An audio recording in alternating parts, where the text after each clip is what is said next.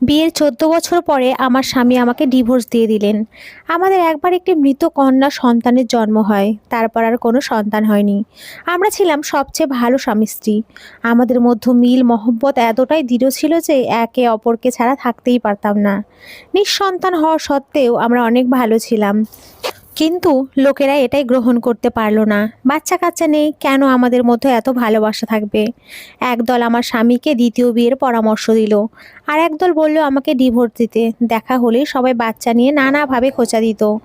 আমার স্বামী কাতার প্রবাসী ছিলেন। যখন দেখলেন গ্রামের মানুষ অতিরিক্ত কান পড়া দিয়ে জীবন অতিষ্ঠ করে তুলেছেন, তখনই একেবারের জন্য দেশে চলে আসেন। সারাক্ষণ আমার পাশে থাকতেন, আমাকে বলতেন ধৈর্য ধরার কথা। আমরা অনেক চিকিৎসা করেছি, কিন্তু দুজনের কারোর কোনো সমস্যা পাওয়া যায়নি। দেশে চলে আসায় মানুষগুলো ভয়ে আর কিছু বলাবলি করতে পারছিল না।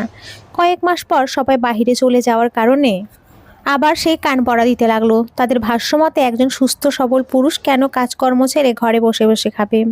লোকেদের কথায় টিকতে না পেরে আবারও তিনি চলে গেলেন। এরপর বেশ কয়েকদিন পর ডিভোর্স লেটার পেয়ে আমি হতভম্ব হয়ে গেলাম। আমি বারবার তাকে ফোন করেও পেলাম না। আশেপাশে থাকা মানুষজনও তাড়া দিচ্ছিল দ্রুত এই জায়গা ত্যাগ করার।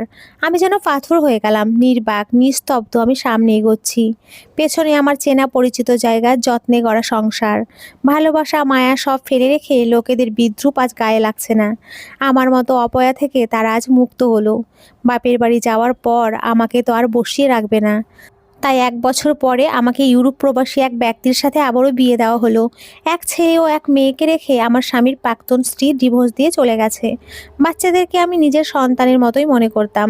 আমার দিনগুলো ভালোই যাচ্ছিল। ১ বছর পর আমিও মা হলাম। একে একে আমার আরও ২টি সন্তান হয়। এই খবর আমার প্রাক্তন স্বামীর এলাকার মানুষজনও জানতে পারলো। তারা বিষয়টি নিশ্চিত হওয়ার জন্য আমার সাথেও যোগাযোগ করলো। তারা ভেবেছিল আমি বন্ধ্যা, কত রকমের ঠাট্টা বিদ্রূপ করতো আগে। কিন্তু এখন বুঝলো আমি মোটেও বন্ধ্যা নয়। যখন সবাই বুঝলো আমার কোনো সমস্যা ছিল না, তখন তারা আমার প্রাক্তন স্বামীকে দোষারোপ করা শুরু করলো। নানা ধরনের অপবাদ ও তুচ্ছ তাচ্ছিল্যমূলক কথায় মানসিকভাবে পুরোপুরি ভেঙে দিচ্ছিল। এসব কথা সহ্য করতে না পেরে আমার প্রাক্তন দেশে ফিরে এসে আবারও বিয়ে করেন। বিয়ের ২ বছর পরে জানা গেল তার স্ত্রী অন্তঃসত্ত্বা, কিন্তু দুঃখজনকভাবে মিসক্যারেজ হয়ে যায়। এরপর আবারও ২-৩ বার মিসক্যারেজ হয়। শেষে আমার প্রাক্তন তার স্ত্রী নিয়ে ওই এলাকা ত্যাগ করে। তারা ভিন্ন এক স্থানে গিয়ে নতুনভাবে জীবন শুরু করে। বর্তমানে তাদের এক ছেলে ও এক মেয়ে আছে। লোকেরা এবার থামলো। তারা বুঝতে পারলো আমাদের কারোরই কোনো সমস্যা ছিল না। আমরা একই বন্ধনে থাকা সত্ত্বেও আমাদের ঔরসজাত সন্তানের ভাগ্য হয়নি। বিচ্ছেদ না হলে কখনো বুঝতেই পারতাম না। আমরা দুজনেই ঠিক ছিলাম। বোঝাপড়া, যত্ন আত্মি, ভালোবাসা সবই চমৎকার ছিল আমাদের। কিন্তু কে জানতো আমরা আমাদের বন্ধনে থেকেও ভাগ্যে নেই।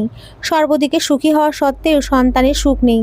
বিচ্ছেদ না হলে হয়তো আমরা কোনোদিনও সন্তানের সুখটা পেতাম না। ভাগ্য সত্যিই নিদারুণ, এক আশ্চর্যজনক ভাগ্যের খেলা, আমরা কেউই বুঝতে পারি না।